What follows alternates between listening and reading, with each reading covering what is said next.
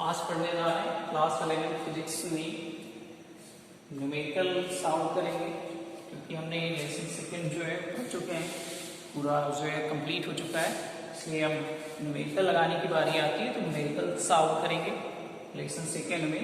जैसे आपको पहला न्यूमेरिकल यहाँ पे लिखा हुआ है, ठीक है, इसको हम कैसे सॉल्व करें आइए बताते हैं।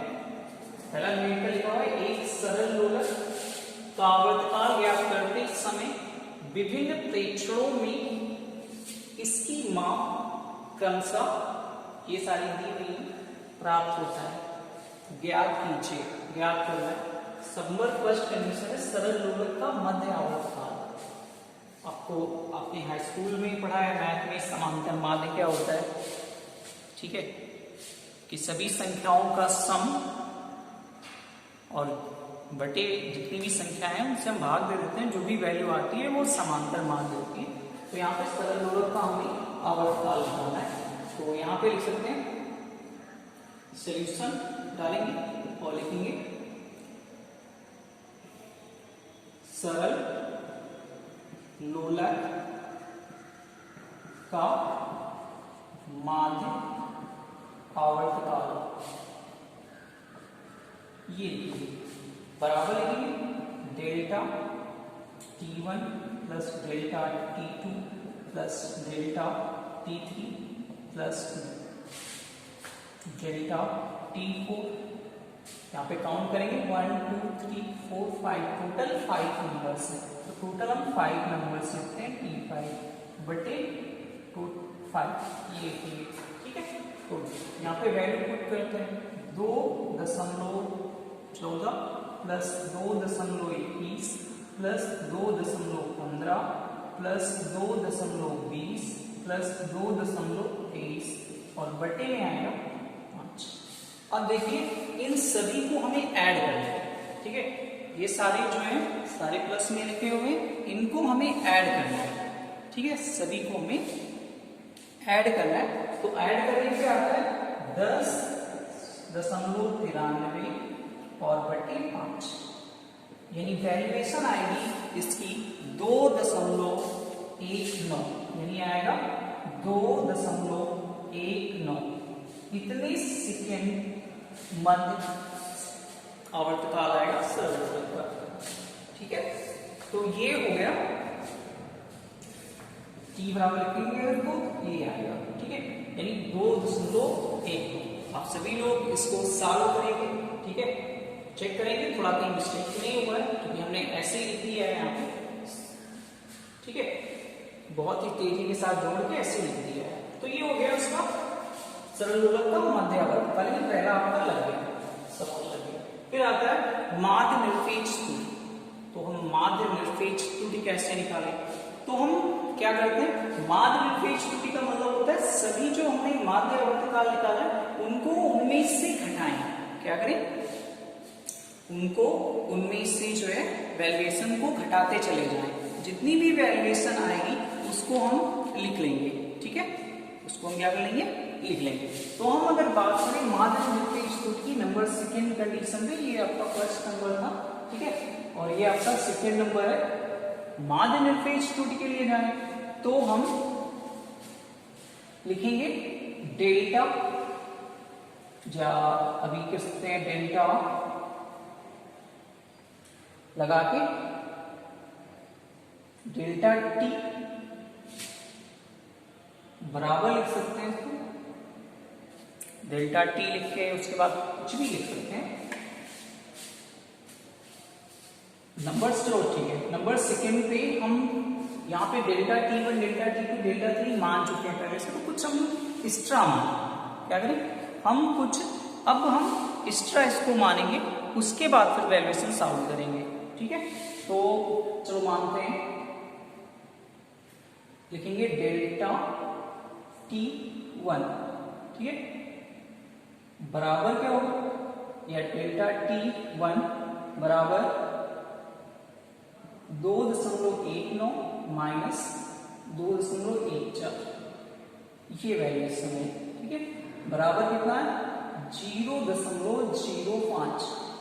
दूसरे का कितना है, ये इसको मार्ट भी कर लेते हैं, ठीक है। दूसरे का कितना आएगा, दूसरे का आएगा डेल्टा T2 लिख सकते हैं इसको, बराबर आएगा फिर से 2.19 और माइनस माइनस कितना करेंगे 2.21 2.21 ये माड यूज करते हैं, ठीक है। तो वैल्यूएशन कितनी देगा, वैल्यूएशन देगा 0.02 ये देगा, ये हो गया डेल्टा T2, ठीक है। फिर इसी तरह नंबर थर्ड निकालते हैं डेल्टा T3, तो डेल्टा T3 आएगा आपका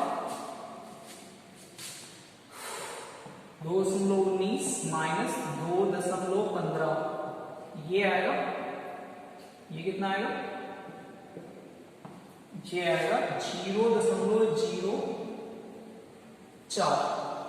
ये आएगा। उसी प्रकार हम निकाल सकते हैं डेल्टा 4 की, डेल्टा T4 बराबर कितना आएगा 2.19 माइनस यहाँ पे 4 में 2.20 की वैल्यू है 2.20 बराबर आएगा 0.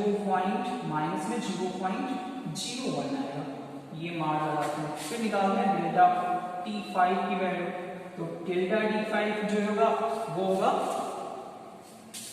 2.19 माइनस 2.23 फिर से वैल्यूएशन माइनस में आएगी 0.04 ये वैल्यू आती है आपकी, ठीक है। T4 T5 ऐसे करके वैल्यू निकालेंगे। अब ये जो सारी वैल्यू है उनको माध्य निरपेक्ष के टर्म्स में लिख लेंगे, यानी माध्य निरपेक्ष त्रुटि बराबर लिखेंगे, ठीक है। इसको हम हटा रहे हैं, इसको हटा रहे हैं क्योंकि हमारे पास स्पेस नहीं है तो इसको हटाना पड़ रहा है, ठीक है।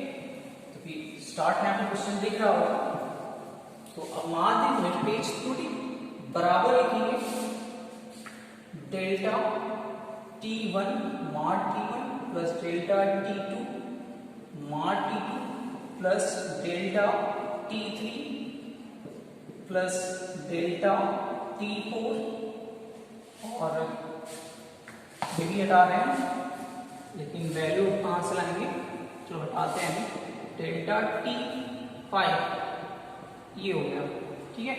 ये इतना हुआ, यानी सभी को हमने T4 T5 T4 करके लिखा, ठीक है, और बटे 5 होगा क्योंकि 5 संख्या है। तो अब वैल्यू पुट करते हैं, पहली वैल्यू आई थी माड 0.05, दूसरी वैल्यू आई थी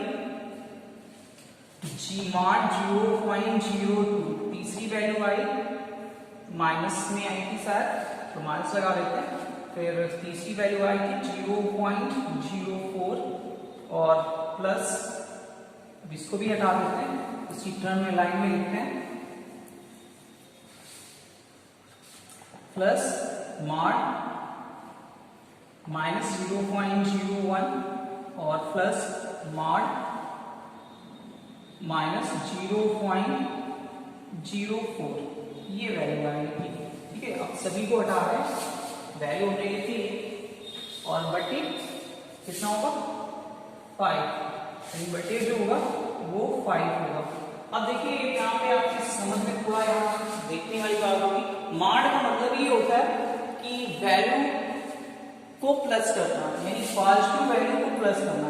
यहाँ प्लस वैल्यू है तो माड लगा हुआ तो माड हटाएंगे तो ये प्लस की वैल्यू देगा 0.5, ये माइनस था तो ये प्लस का देगा क्योंकि माइनस माड लगा, माइनस माड जो है माइनस को प्लस कन्वर्ट करेगा, तो 0.02 प्लस 0.04 और प्लस 0.01 प्लस 0.04 और बटे 5। अब इन सारी जो वैल्यू है इन सारी वैल्यू को हम ऐड करेंगे, तो 5 × 7 4 11 1 12 and 4 16 यानी आएगा 0.16 अपॉन 5 सॉल्व करते हैं तो इसको आता है 0.03 ये वैल्यू देगा, यानी हमारी जो माध्य निरपेक्ष त्रुटि है वो 0.03 की है। इतनी बात समझ में आई, ठीक है। उसके बाद और कुछ लिखा हुआ था वहां पे कि हमें आपेक्षिक त्रुटि निकालनी है। क्या निकालना है, हमें आपेक्षिक त्रुटि निकालनी है। तो लिखेंगे नंबर 3 कंडीशन पे आपेक्षिक त्रुटि। तो आपेक्षिक त्रुटि बराबर लिखेंगे डेल्टा, आपेक्षिक त्रुटि बराबर लिखेंगे डेल्टा टी एम, जो समांतर माध्य निकाला गया था, डेल्टा टी और बटे ये माध्य, ये जो है आपका माध्य निरपेक्ष डेल्टा टीएम लिख लेते हैं निरपेक्ष त्रुटि, और ये लिखेंगे टीएम जो आपने आवर्तकाल निकाला था। ठीक है, ये जो निकाला गया ये आपने टीएम करके निकाला है, डेल्टा टीएम। ठीक है, तो अब इसको भी हटा रहे हैं। ठीक है, इसको हटा देते हैं। अब लिखेंगे डेल्टा टीएम की वैल्यू आई है 0.03 और टीएम की वैल्यू जो है वो हमने आवर्तकाल निकाला है 219।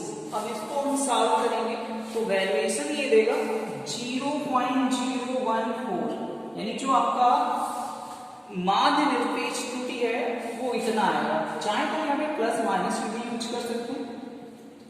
ये हो गया आपेक्षिक। ठीक है, उसके बाद एक और लास्ट में बनता था प्रस्तुत त्रुटि याद करना है। तो प्रस्तुत त्रुटि बराबर हमें पढ़ा रखना है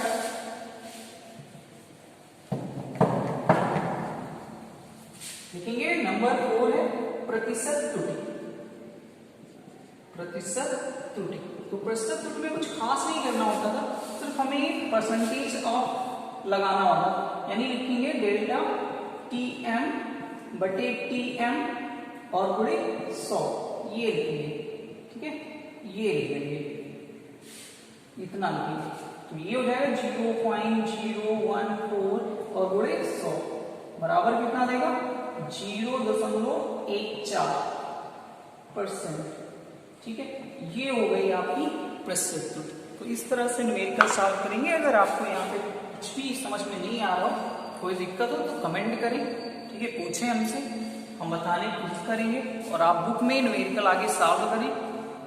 न्यूमेरिकल सॉल्व करते समय आपको ध्यान ये रखना होता है कि आप पहले एग्जाम्पल देख लें, पहले वो एग्जाम्पल समझने की कोशिश करें, उसके बाद फिर न्यूमेरिकल लगाएं। और जो नहीं समझ में आ रहा है तो हमसे पूछें, लेकिन आगे आप जो न्यूमेरिकल लगाएं।